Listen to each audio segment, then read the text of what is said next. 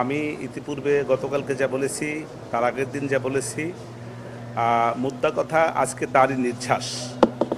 আমার কাছে যেটা মনে হয়েছে যে আমার আসামিদের বিরুদ্ধে যে জিনিসটা সবচেয়ে বেশি বড় এলিগেশন, সেটা হলো আমি নির্দেশদাতা। এই নির্দেশদাতা হিসাবে আমি মনে করি রাষ্ট্রপক্ষটা প্রমাণ করতে পারে নাই। কেন পারে নাই, তার পিছনে আমার বক্তব্য হলো এই যে অডিও এবং ভিডিও রেকর্ড দ্বারা তারা বলতে চাচ্ছে যে আমি নির্দেশদাতা। সেই অডিও এবং ভিডিও রেকর্ডগুলিকে শুধু একজন দ্বারা তারা ওনারা পরীক্ষা করেছেন, রাসায়নিক পরীক্ষা। এই ফরেন্সিক পরীক্ষাটা যদি আরেকটা প্রতিষ্ঠান দিয়ে ক্রস ম্যাচিং করা হইতো, তাইলে আমি এখানে বিশ্বাস্য মনে করতাম।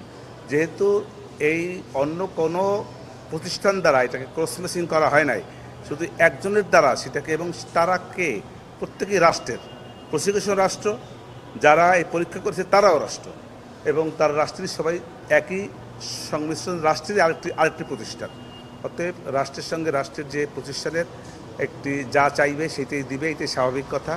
অতএব যে সমস্ত সাক্ষীরা সে ফরেন্সিক রিপোর্ট দাখিল করেছে, সেই ফরেন্সিক রিপোর্টগুলি অগ্রাহ্য হইবে বলে আমি মনে করি। এছাড়া রাজাকারের নাতিপতি উস্কানি, এই উস্কানির জায়গায় আমার বক্তব্য শুধু এরকমের যে ছাত্রছাত্রীরা এই বক্তব্যটাকে ভুলভাবে নিয়েছে। উনি ছাত্রছাত্রীদেরকে রাজাকার নাতিপতি বলেন নাই, কারণ বর্তমানে যারা যে সমস্ত ছেলেরা আন্দোলন করেছে তাদের জন্ম অনেক স্বাধীনতা যুদ্ধের অনেক পরে।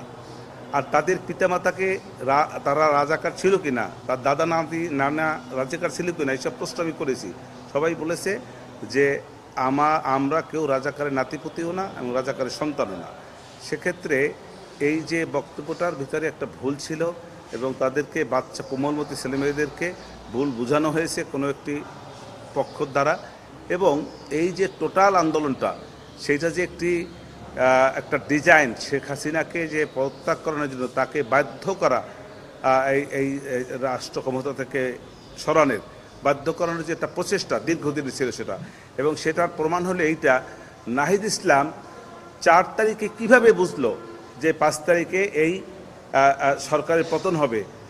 সেই কারণে সে 4 তারিখে সে ডক্টর ইউনূস স্যারের সঙ্গে কথা বলেছে। এই যে জিনিসটা, এইটাকে সমস্ত কিছুর সন্দেহের মূল একটি চালিকা শক্তি বলে আমার কাছে মনে হয়েছে। লার্নেড কোর্ট জজশিপ যদি এইটাকে গ্রহণ করেন, এই এক পয়েন্টের উপরেও আমার আসামি খালাস পেতে পারে। এটাই আমার বক্তব্য। রাজশাকীর ঘরে বলেছি, সে নিজেকে বাঁচার জন্য সে অন্যের কাঁধে দোষ দিয়ে বাঁচার চেষ্টা করেছেন। অতএব এই যে অন্যকে দোষ দিয়া নিজে বাঁচার যে প্রচেষ্টাটা, এটাকে গ্রহণ করবেন না বলে এটাই আমি মনে করেছি। উনি দোষী। কল রেকর্ড বললাম একটু আগে। প্রেয়ারে বলছি আমার আসামিরা বিরুদ্ধে সন্দেহাতীতভাবে রাষ্ট্রপক্ষ এই মামলা প্রমাণ করতে সক্ষম হয় নাই। এই সক্ষম না হওয়ার কারণে আমার আসামিরা খালাস পাবে।